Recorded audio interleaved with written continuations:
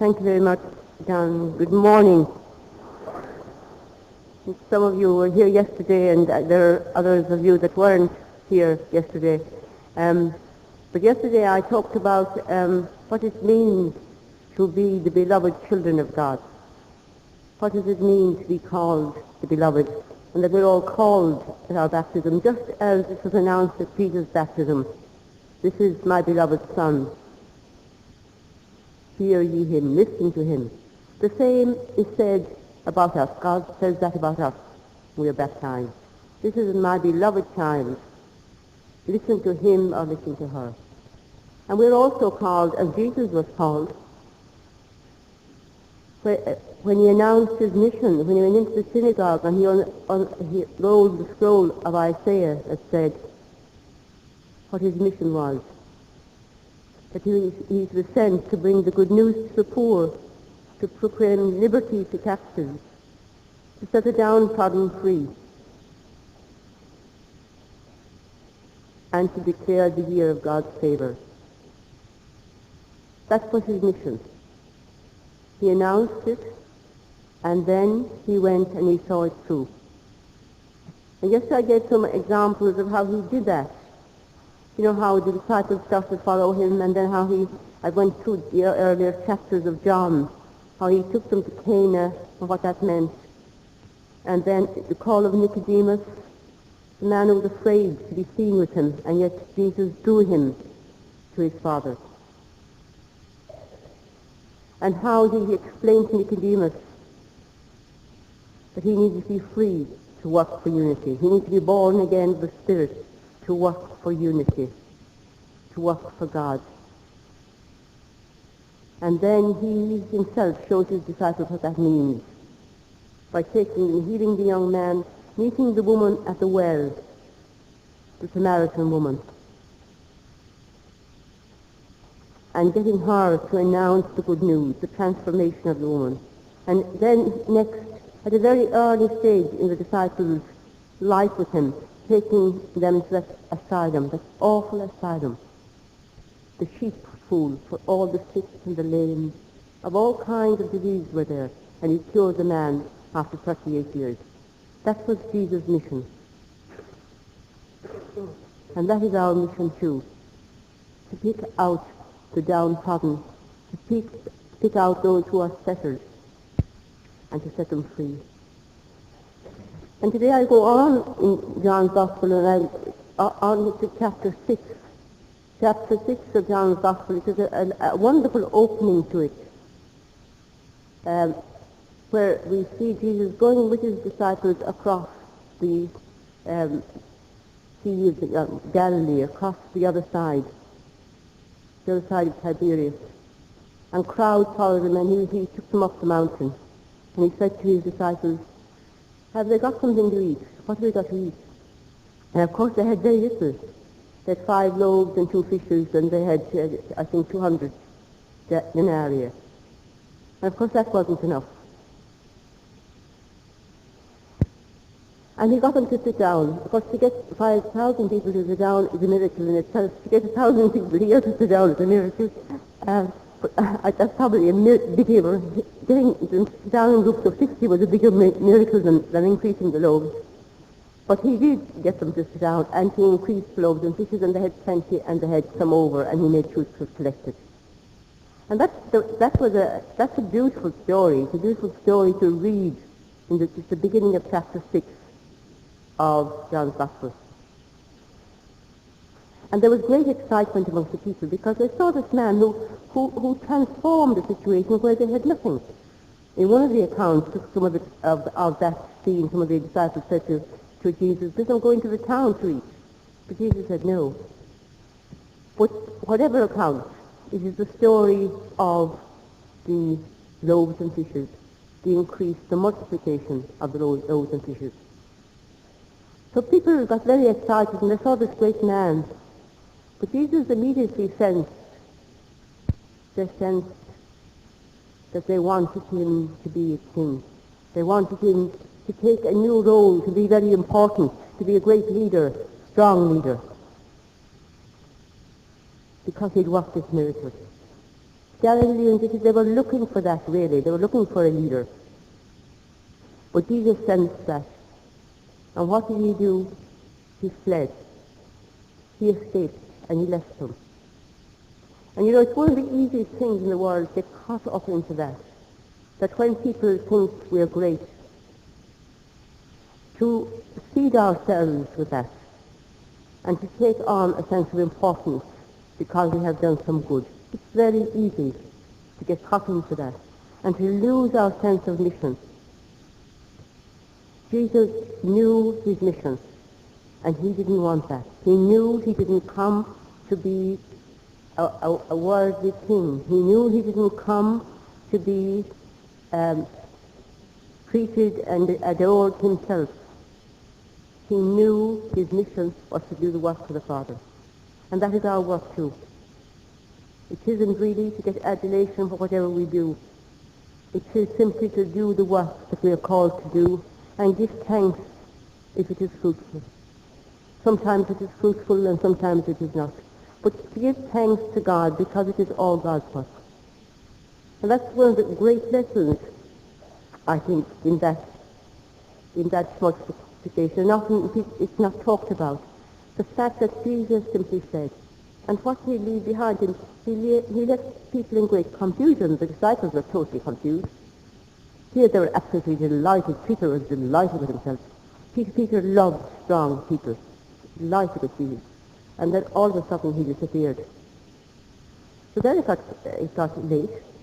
So they decided that they would get into the boat and head back for Capernaum.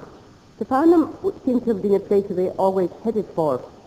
It was the place where Peter's mother-in-law lived, and they seemed to congregate there regularly. They went to Capernaum, and as they went back on the boat, a storm rose, and we know the story, that Jesus appeared. And Jesus said, first of all, they didn't know him, and he said, do not be afraid, which he said over and over again, do not be afraid. And the boat, he brought the boat to safety. And next day, all the people that they had left behind after them arrived at that side as well. They noticed the disciples were gone, that he had disappeared. The disciples were gone by themselves in the boat. They got into the other boat and arrived. And Jesus, of course, knew what they were looking for. They were looking for more miracles. They were looking for more of the same. They were delighted with what Jesus had done. But Jesus was clear that his life was not only about miracles. His life was to live out as the beloved Son of the Father. His life was to bring people to the Father. His life was to nourish people with his own life. And he started to talk to them about nourishment. He talked about bread from heaven, that this bread is my body. He who eats this bread, I will raise him up. Jesus lives in me and I live in him. Jesus is saying to the people, I want to be your friend. I want to be your nourishment. I want to make myself vulnerable to you, and I want you to be vulnerable to me. I want to be your nourishment. I want you to experience from me what I have experienced from the Father. And what happened? People got scared. He said to them, I tell you most solemnly, if you do not eat the flesh of the Son of Man and drink his blood, you will not have life in you. Anyone who does eat my flesh and drink my blood has eternal life, and I will raise him up on the last day. For my flesh is real food, and my blood is real drink. He who eats my flesh and drinks my blood lives in me, and I live in him. As I, who was sent by the living Father, myself draw life from the Father, so whoever eats me will draw life from me. This is the bread come down from heaven, not like the bread our ancestors ate. They are dead. But anyone who eats this bread will live forever. Now, I'm sure they didn't know what he was talking about. Or maybe they did know what he was talking about, had so grasped with it. But whatever, they couldn't take it. They were scared. And you know, the same is true of us. Because if we listen to what Jesus is saying, he's saying, I am prepared to be your nourishment. If you're prepared to abandon yourself to me, if you're prepared to surrender yourself to me, I will be your source of life, and I will take care of you. As he said over and over again, do not be afraid. You will not be harmed. If you walk through water, if you walk through fire, I will be with you. But in order for that to happen, we have to hand ourselves over to him. That's what he was saying. And that's the scary bit. Because to hand ourselves over to anyone is a sheer act of faith. To hand ourselves over to God is a sheer act of faith. It's nothing to do with logic. It's an act of faith.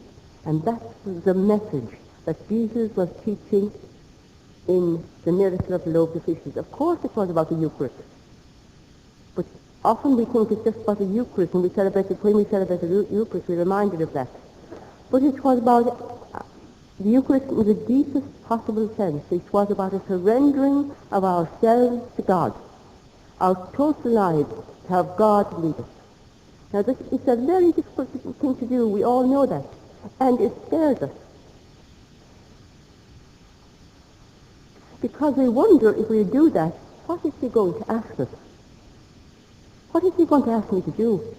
It's just like, it isn't like it, but you can draw a similarity, that if you meet a very poor person or a homeless person or whatever, and you speak to them, and you talk to them, and it raises up fears in people. That's just, if I become friendly with this person, what is they going to ask me to do?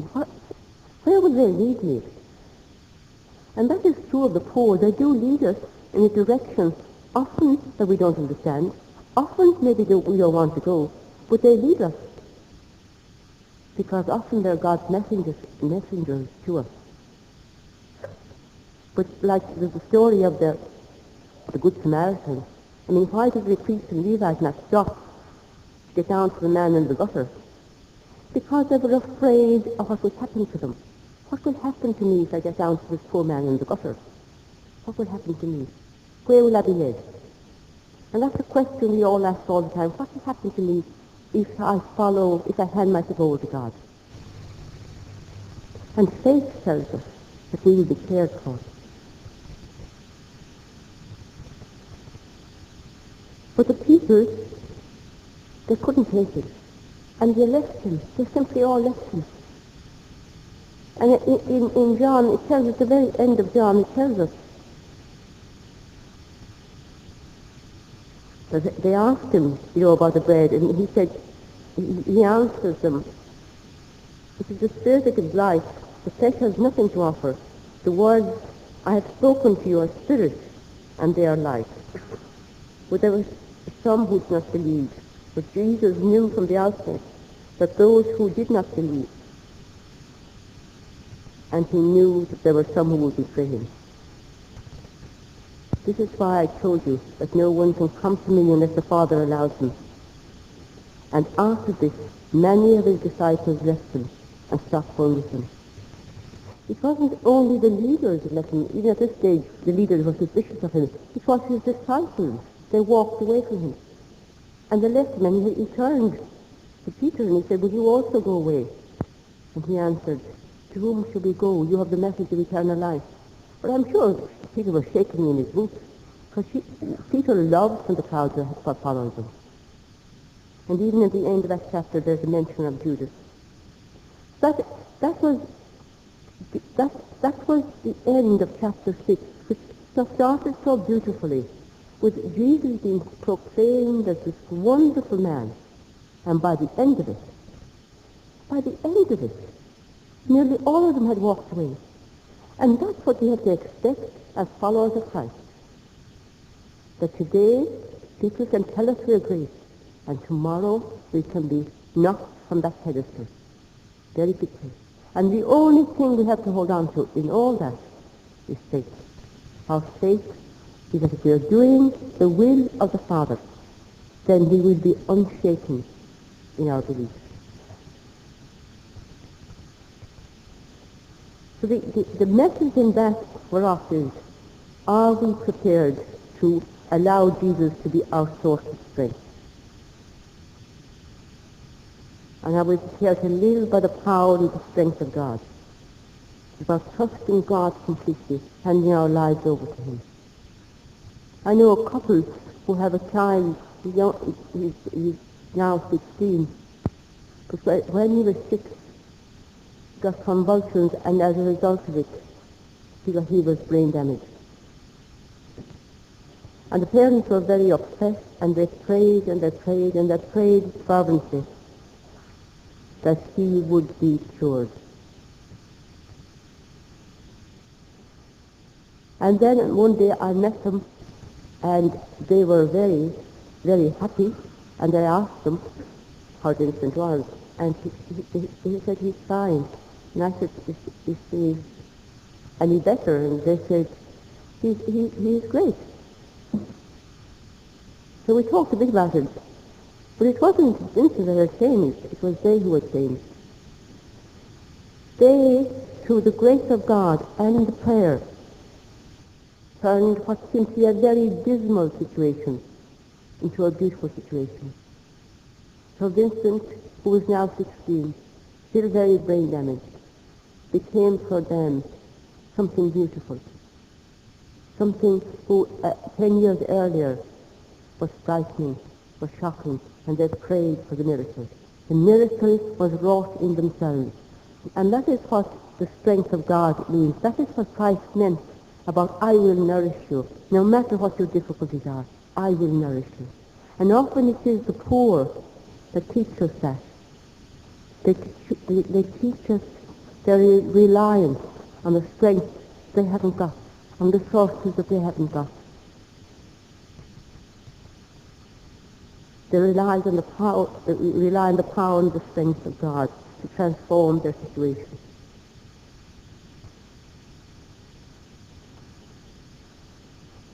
So we move on from that scene to one of the next scenes in John's Gospel, which is, again shows the extraordinary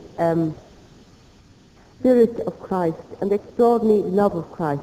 Again, I'm trying to continue in the theme of the beloved Son doing the will of the Father, carrying out his mission of love, and of love particularly for the weakest. And here we come in the next chapter to the woman who was caught in adultery. That's in chapter 7.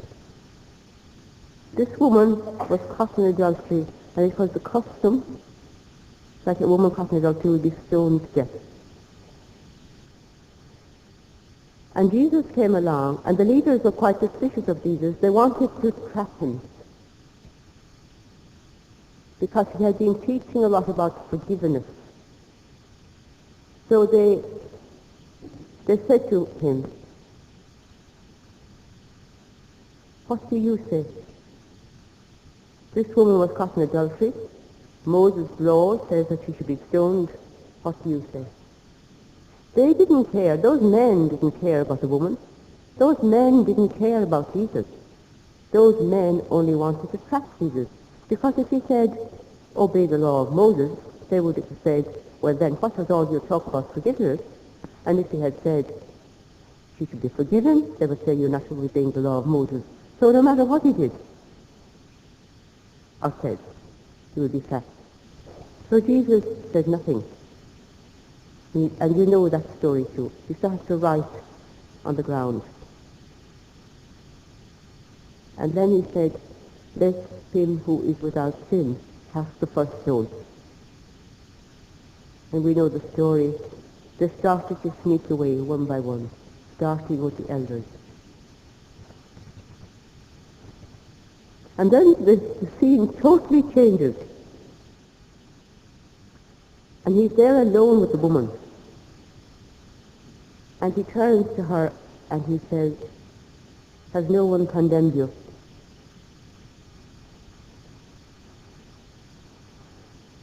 And it's almost as if you hear a totally different voice, a voice of gentleness, a voice of compassion.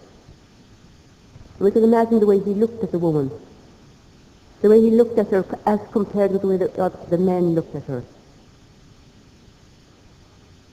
Say of Mary Magdalene. Mary Magdalene said, she looked at me like no other man looked at me. Mary Magdalene, who knew the way men looked at her. Jesus looked at this woman like no other man looked at her. The look of compassion. And he said, has no one condemned you? She said, no. And he said, neither do I. Go and sin no more. It's a very moving and it's a very touching scene. This poor woman, this poor rejected woman. And Jesus telling her to go free. And he says, go and sin no more. We are all in the story. Because here Jesus again is talking about himself. He's talking about his life. He's talking about his mission to bring freedom to people. He's talking about giving them strength, giving them energy, and giving this woman energy. It's like the energy of electricity. If you turn off electricity, if you turn off the mic, then it doesn't work. If you turn off the energy, the source of life, and everything changes. So when he says, go sin no more, he's talking about remaining in his love. Sin is about turning away from God. It's about turning away from the energy. It's about turning off the energy. That's what he's saying to her.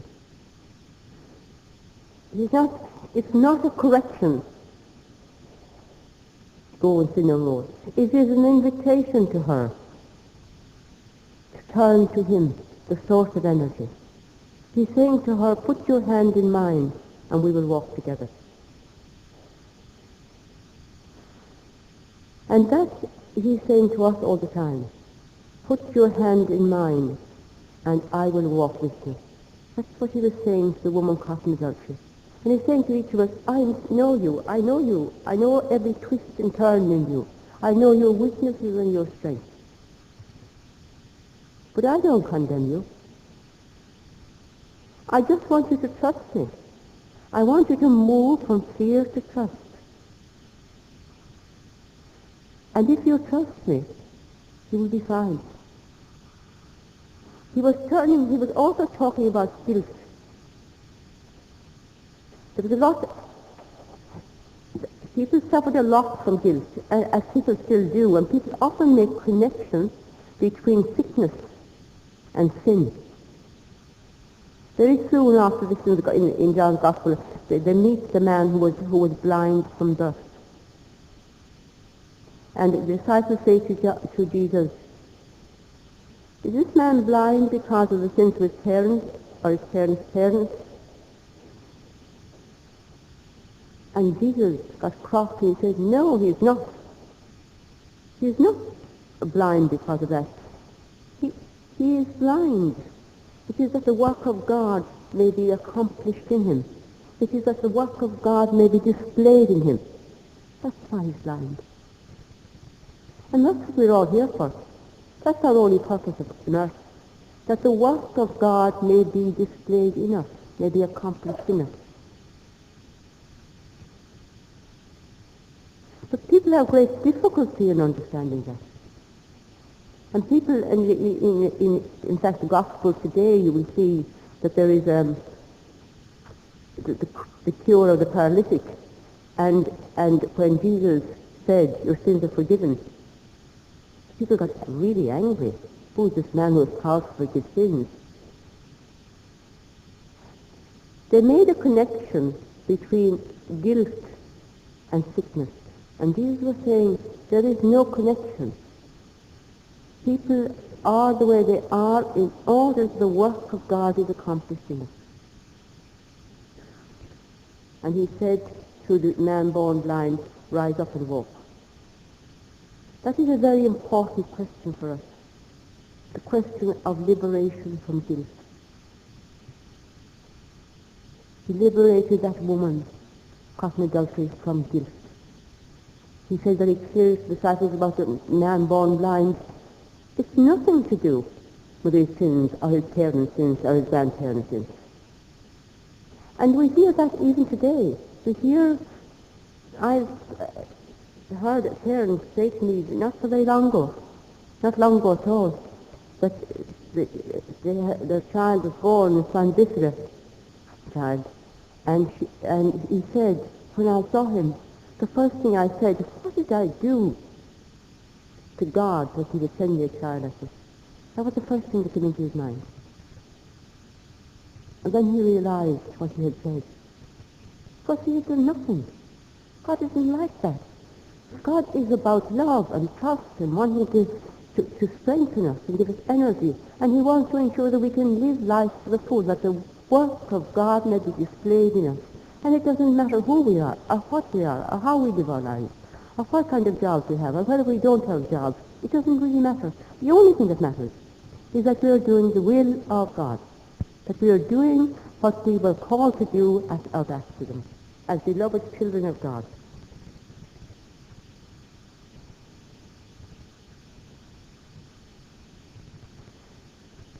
And I'm going to move on just the end of John, towards the end of John's Gospel now. It's the beginning of the final discourses with Jesus and the disciples.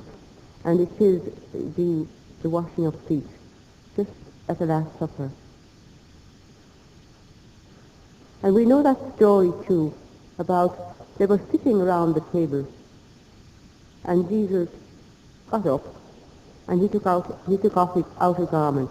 He wore a big long robe as it is in the East. And underneath he had his tunic. We know that from the crucifixion, when they described the tunic. They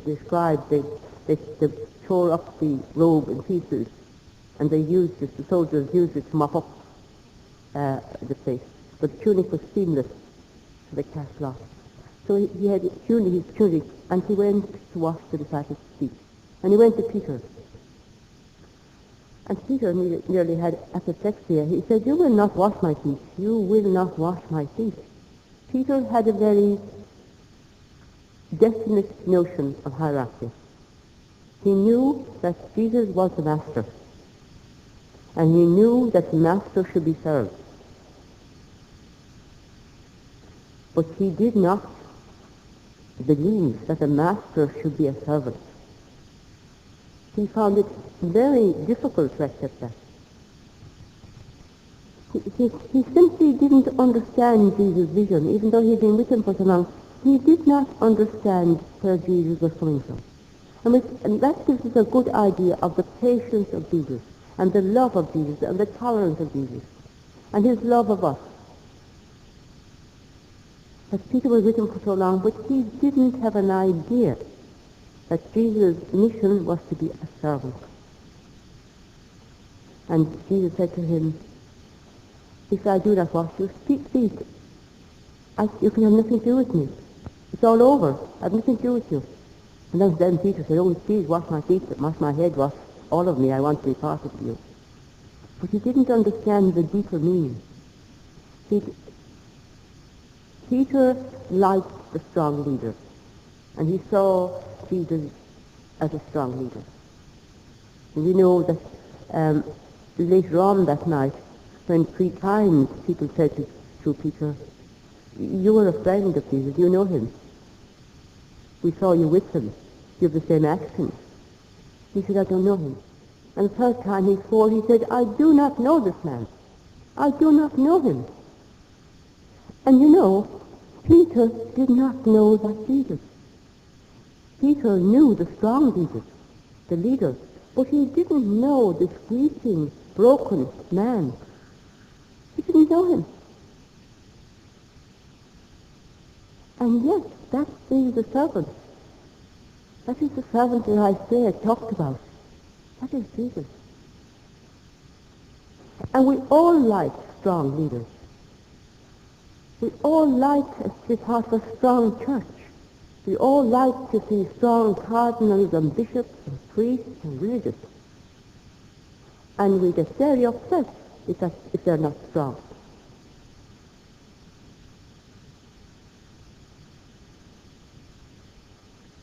But within the church there's human frailty too.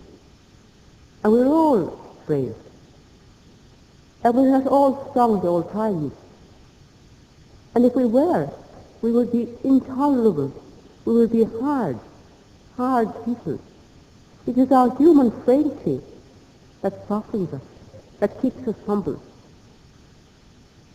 But people have great difficulty in understanding the frailty of leaders. I'm not saying that we must condone the wrongdoing of leaders. I'm not saying that at all. I'm talking about trying to understand that in all parts of life and in everyone there are strengths and weaknesses. And sometimes the weaknesses are more prominent than the strengths. And it's a question of really of trying to understand the mind of Christ. Trying to understand that he is with us in our strength and weakness. And of course we must pray that we will have leaders who can lead us. Leaders who can lead us to Christ. And we do need leaders. But in a way, we need to look at ourselves too. And it's very easy to project all the frailty into people who are in leadership. And that's what the disciples were sort of doing. They were expecting all the strength to be in Jesus. But he said, no, I'm going to wash your feet.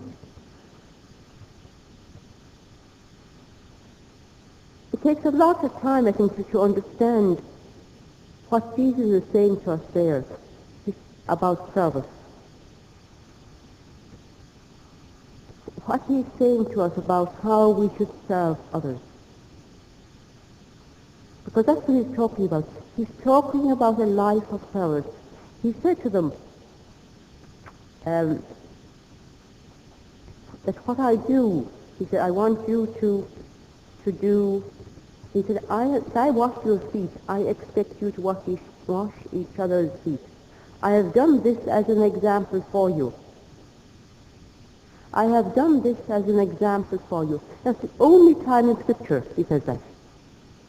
I have done this as an example for you, that you're to be the servant of each other. Your role is to be a servant. It isn't to lord it over them, it is to be a servant. That is our role as Christian people, as the followers of Christ, to be servants. Continually servants. And we always have to remind ourselves of that, because it's very easy to move out of that role.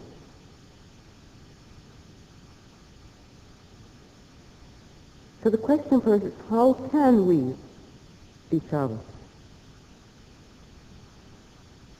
How can we serve others? How can we move them on to realize their preciousness? When we serve, like Jesus was serving the disciples, he was telling them about their preciousness. He was speaking to them, and he was saying to them, you are precious. You are precious in my sight, and I love you. You are precious, and I want to wash your feet. And he washed Judas's feet, knowing that Judas was going to betray him within hours. And he, nevertheless, this is what he did, showing very clearly that the communion he had with Judas was the important thing. That sense of communion, that sense that I am your servant. And that is our role too, to show the preciousness, to show that to everyone we meet that they are precious, to show them that they were called by God to be precious, that they were declared as the sons and daughters of God. And that is our role as beloved children, to disclose to people their preciousness, to disclose to people that they are called to be servants of God. They're called to be expressions of God on earth. Many people don't know that. Many people were never told they were loved. Many people I meet in my life, most people I meet in my life, were never told they were loved. And the only job we can do is to show them they're precious by serving them. That is the role of the Christian, to serve people, to serve everyone, and to declare to them that they are beloved children of God. Thank you.